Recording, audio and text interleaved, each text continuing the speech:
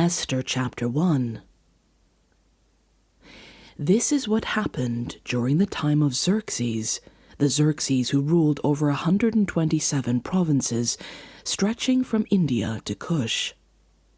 At that time, King Xerxes reigned from his royal throne in the citadel of Susa, and in the 3rd year of his reign, he gave a banquet for all his nobles and officials. The military leaders of Persia and Media, the princes and the nobles of the provinces were present.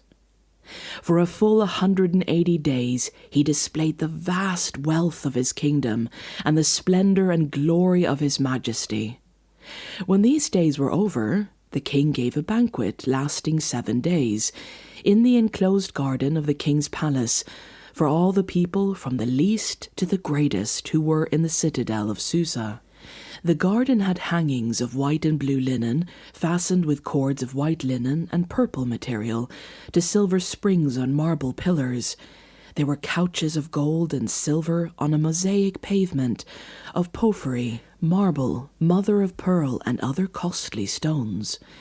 Wine was served in goblets of gold, each one different from the other, and the royal wine was abundant, in keeping with the king's liberality. By the king's command, each guest was allowed to drink with no restrictions, for the king instructed all the wine stewards to serve each man what he wished. Queen Vashti also gave a banquet for the women in the royal palace of King Xerxes.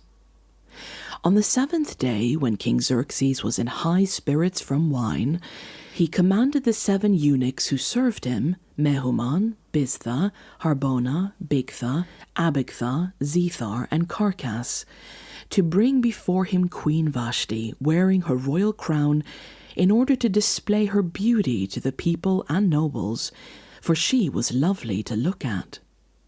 But when the attendants delivered the king's command, Queen Vashti refused to come. Then the king became furious and burned with anger.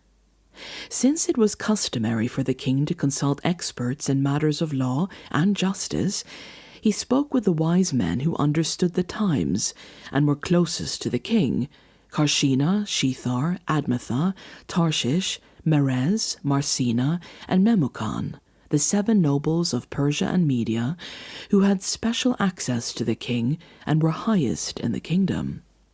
According to law, what must be done to Queen Vashti, he asked. She has not obeyed the command of King Xerxes that the eunuchs have taken to her. Then Memucan replied in the presence of the king and the nobles, Queen Vashti has done wrong, not only against the king, but also against all the nobles and the peoples of all the provinces of King Xerxes.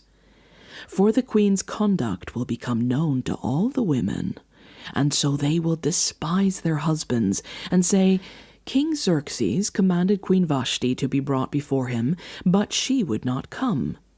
This very day, the Persian and Median women of the nobility, who have heard about the queen's conduct, will respond to all the king's nobles in the same way. There will be no end of disrespect and discord. Therefore, if it pleases the king, let him issue a royal decree, and let it be written in the laws of Persia and Media, which cannot be repealed, that Vashti is never again to enter the presence of King Xerxes. Also let the king give her royal position to someone else who is better than she. Then, when the king's edict is proclaimed throughout all his vast realm, all the women will respect their husbands, from the least to the greatest. The king and his nobles were pleased with this advice, so the king did as Memucan proposed.